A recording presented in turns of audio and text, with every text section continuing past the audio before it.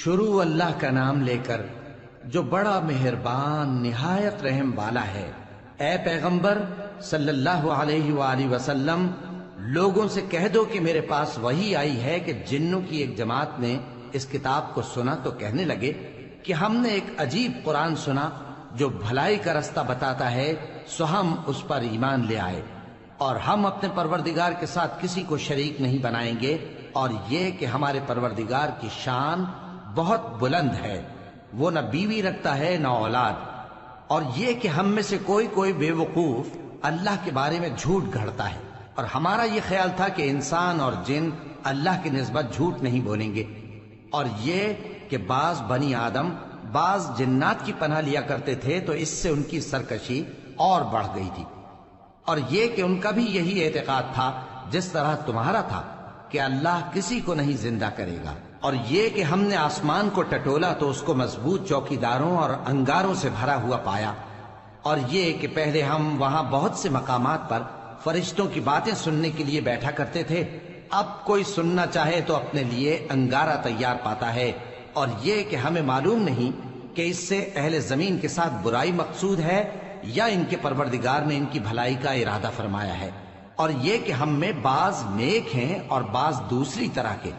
ہمارے کئی طرح کے مذہب ہیں، اور یہ کہ ہم نے سمجھ لیا ہے کہ ہم زمین میں خواہ کہیں ہوں اللہ کو ہرا نہیں سکتے اور نہ بھاگ کر اس کو تھکا سکتے ہیں،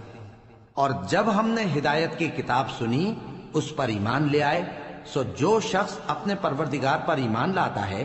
تو اس کو نہ نقصان کا خوف ہے نہ کسی طرح کے ظلم کا، اور یہ کہ ہم میں بعض فرما بردار ہیں اور بعض نافرمان ہیں، تو جو فرما بردار ہوئے وہ سیدھے رستے پر چلے، اور جو نافرمان ہوئے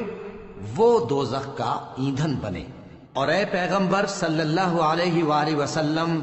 یہ بھی ان سے کہہ دو کہ اگر یہ لوگ سیدھے رستے پر رہتے تو ہم ان کے پینے کو بہت سا پانی دیتے تاکہ اس سے ان کی آزمائش کریں، اور جو شخص اپنے پروردگار کی یاد سے منہ پھیرے گا وہ اس کو سخت عذاب میں داخل کرے گا، اور یہ کہ مسجدیں خاص اللہ کی ہیں تو اللہ کے ساتھ کسی اور کی عبادت نہ کرو، اور جب اللہ کے بندے یعنی یہ پیغمبر صلی اللہ علیہ وآلہ وسلم اس کی عبادت کو کھڑے ہوئے تو کافر ان کے گرد ہجوم کر لینے کو تھے۔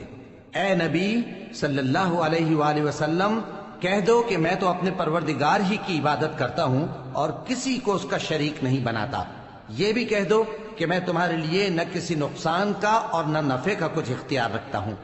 یہ بھی کہہ دو کہ اللہ کے عذاب سے مجھے کوئی پناہ نہیں دے سکتا اور میں اس کے سوا کوئی جائے پناہ نہیں پاؤں گا،